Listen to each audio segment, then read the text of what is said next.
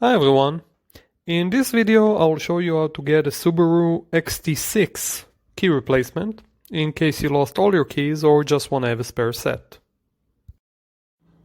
In addition, I will go over key replacement cost, types of keys, coding information, and some great tips to save you a lot of time and money. Before we start, we would really appreciate if you can like this video, and of course if you need any help you can contact us 24/7 and we will connect you with a locksmith near you. So, Subaru XT6 has one type of key, which is a non-transponder, just a simple metal key without any security features.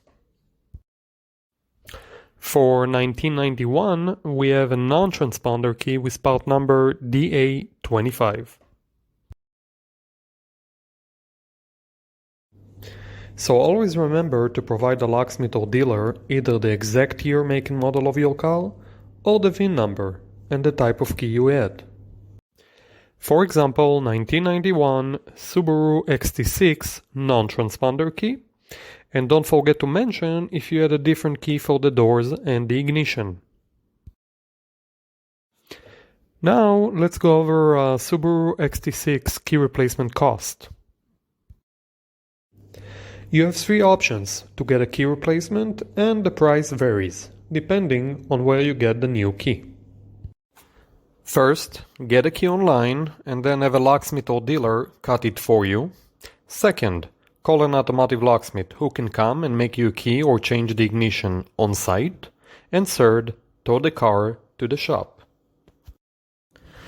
Here is a rough estimate. How much should it cost to get a replacement non-transponder key when no codes are available? A locksmith should charge you between $50 to $200, the dealer between $120 and $270, and a mechanic between $80 to $230. Now, some tips to save you a lot of time and money. First, call a few locksmiths, get a few quotes. This is very important, as some locksmiths are very busy on a given day and some aren't. Use it for your advantage. Second, try to call a few companies, even if they are not located right next to your location. Most locksmiths offer a mobile service, sometimes up to 30-mile radius, so even though the business address might be far from you, they might be helping the customer right next to you. Do your research, it will pay off. Third, try to schedule an appointment, if you can wait a while.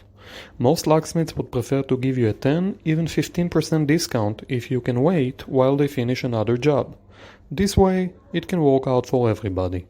You get a discount, they get a job. Ask for it. Don't be shy. Finally, just like a mortgage, try to negotiate. If you find a better quote, tell them. Who knows? Maybe they will give you a better one.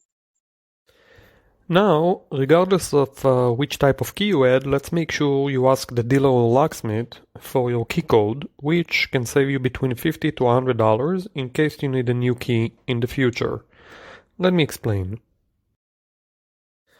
In order to cut your new replacement key, the dealer or locksmith need to get a key code, which tells them the right cuts of your key to match the doors and ignition cylinders. This key code, of course, is unique to each car, and the dealer or locksmith have to pay about $50 to $100 to obtain it from the database. Now, since they already cut your replacement key, it means you already paid them for this key code, so it's yours to keep.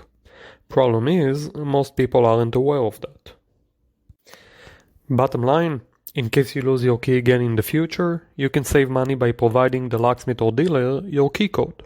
They should give you a discount on the total price, and the process should be much faster.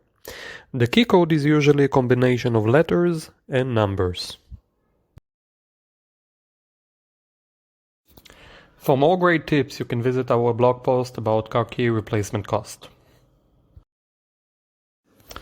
That's it! I hope you liked this video and would really appreciate if you can give us the thumbs up, and thanks a lot for watching.